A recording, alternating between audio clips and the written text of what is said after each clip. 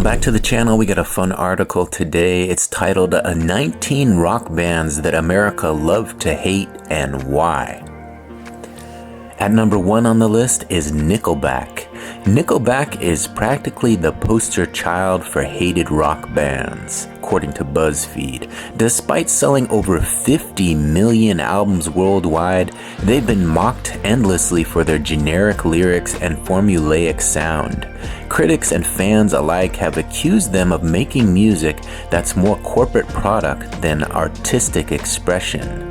The band's consistency might be their biggest crime. They never really evolved. But while the hate has been loud, their fan base is surprisingly loyal. Nickelback's commercial success, especially in the 2000s, proves that someone out there loves what they do. Still, their name has become shorthand for a bad rock band, regardless of actual merit. They're more of a punchline than a band in many pop culture circles. At number 2 on the list is Creed. Creed had an anthemic hits like Arms Wide Open, but their blend of post-grunge and Christian rock vibes rubbed many the wrong way, according to Far Out magazine. Lead singer Scott Stapp's overly earnest vocals and spiritual themes felt heavy-handed to some listeners. They became the soundtrack for a certain brand of self-serious masculinity that critics just couldn't stomach. The band's theatrical style made it easy to parody. They weren't helped by Stapp's offstage behavior either. Public feuds, erratic behavior, and a bizarre video in which he claimed to be a CIA target didn't do their reputation any favors. Still, they were massive in the late 90s and early 2000s. It's a classic case of success breeding backlash. At number 3 is Limp Biscuit. Fred Durst and crew were kings of nu metal in the early 2000s, and also a public enemy number 1 for rock purists, according to Vice. Their aggressive blend of rap and metal, plus lyrics filled with adolescent rage, made them a lightning rod. Critics accused them of being shallow, sexist, and just plain dumb. Durst's cocky persona didn't help matters. Songs like Rollin' and Break Stuff were big hits, but they also became memes. The band's appearance at Woodstock 99, where chaos broke out during their set, added to their villain status. Many blamed them for fueling the destructive energy of the crowd. Whether fair or not, they were scapegoats for the era's excess. At number 4 on the list is Greta Van Fleet. Greta Van Fleet rose fast, and so did the criticism. They were immediately pegged as Led Zeppelin clones, with frontman Josh Kiszka's vocals eerily similar to Robert Plant's. Even Plant himself noted the resemblance, albeit with a smirk, according to Far Out magazines. Critics have felt the band lacked originality. Their retro aesthetic divided listeners. Some loved the throwback, others saw it as derivative. They won a Grammy, but also faced endless think pieces dissecting their lack of innovation. The band defends their influences as homage, not imitation. Still, they became a flashpoint in the "is this rock real rock" debate. At number 5 on the list is Imagine Dragons. Imagine Dragons are hugely successful, but also frequently slammed for being the musical equivalent of white bread. Their anthemic, stadium-filling sound has been called soulless and overproduced. Frontman Dan Reynolds even addressed the hate publicly, admitting the criticism stings. They're often accused of trying to be everything to everyone. Rock critics especially dislike how the band blends EDM and rock in a way that feels designed for commercials. Tracks like Thunder and Believer are catchy, sure, but they lack edge, according to detractors. Despite winning multiple Billboard awards, they've been voted worst band in various online polls. They're proof that popularity doesn't equal respect. At number 6 on the list is Coldplay. Coldplay started as indie darlings, but quickly became a punchline. Their emotional ballads and Chris Martin's falsetto vocals struck many as sappy and overly sentimental. By the time Milo rolled around, they were being called the new Nickelback in some circles. Their willingness to lean into pop production didn't help with rock fans. Even comedians have taken shots. The Simpsons, South Park, and Family Guy have all mocked them. Despite the jokes, they've sold over 100 million records worldwide. They've also collaborated with everyone from Beyonce to BTS. Still, for many, they're too soft to be taken seriously. At number 7 on the list is the Eagles. For a band with such massive success, the Eagles have always had their share of haters. Their smooth, polished sound rubbed many the wrong way, especially in the punk and alt-rock communities.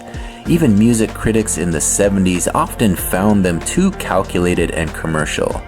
They became emblematic of what was wrong with mainstream rock. The Big Lebowski famously used the line, "I hate the effing Eagles, man," which summed up the attitude of many. Internal band drama and breakups added to the controversial reputation. Don Henley and Glenn Frey were known for their egos, and it showed. Still, songs like Hotel California are undeniable classics. At number 8 on the list is Kiss. Kiss built their empire on face paint, fire, and merch, not exactly critical darlings. Many rock purists saw them as all show, no substance. Their music was often overshadowed by the spectacle of their concerts. Some critics even dismissed them as a gimmick. Gene Simmons' relentless branding and controversial statements only fueled the fire. From comic books to coffins, Kiss was everywhere, and that rubbed some people the wrong way. Yet their influence on stagecraft and rock theatrics is huge. They're a love 'em or hate 'em kind of band. At number 9 on the list is Maroon 5. Maroon 5 started as a funk-influenced pop rock band, but their evolution toward glossy pop lost them many fans. Critics argue they sold out artistically, especially after their third album. Songs became more about chart success than musical exploration. Adam Levine's rock star image hasn't aged well either. Their appearances on The Voice and at major events like the Super Bowl halftime show only increased the backlash. Rock fans see them as the kind of band that's technically rock but lacks soul. Levine's high-profile celebrity life didn't help them feel relatable. Despite this, they remain chart toppers. At number 10 on the list is Bon Jovi. Bon Jovi's hair metal anthem defined the 80s, but also made them a frequent target of mockery. Songs like Livin' on a Prayer are beloved, but their music is seen as cheesy by many critics. John Bon Jovi's clean-cut image clashed with the grittier rock scene. They were more arena pop than rock rebels. As grunge took over in the 90s, Bon Jovi's style felt outdated.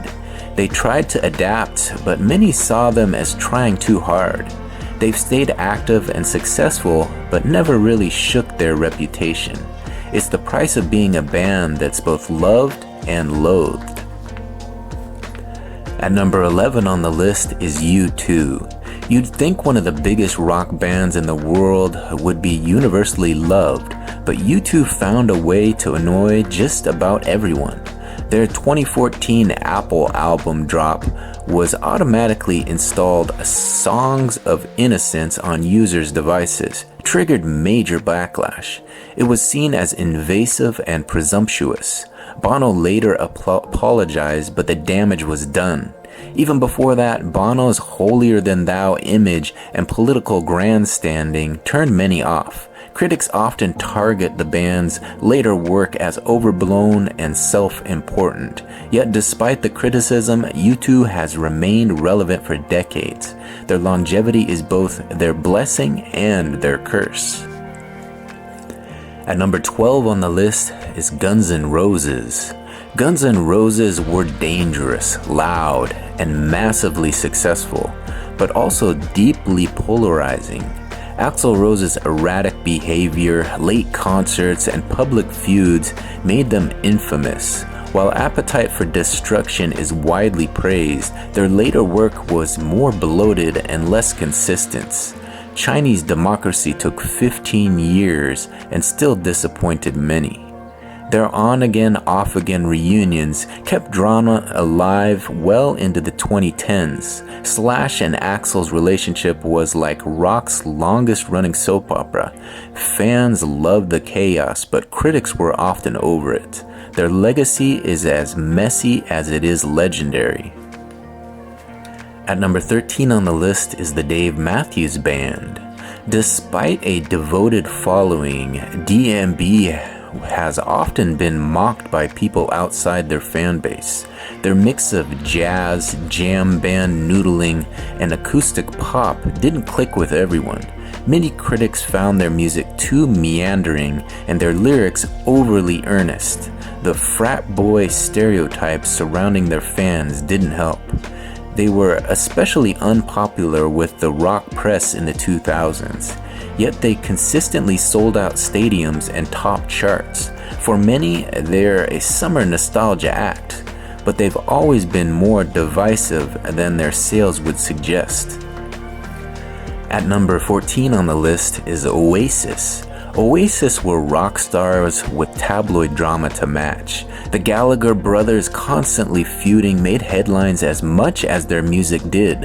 While What's the Story Morning Glory was a global hit, their egos grew just as big. They often came off as arrogant, especially in the US where their success was more limited. Critics were quick to call them Beatles wannabes. The band's mid-career albums didn't help their case as quality dropped and fights escalated.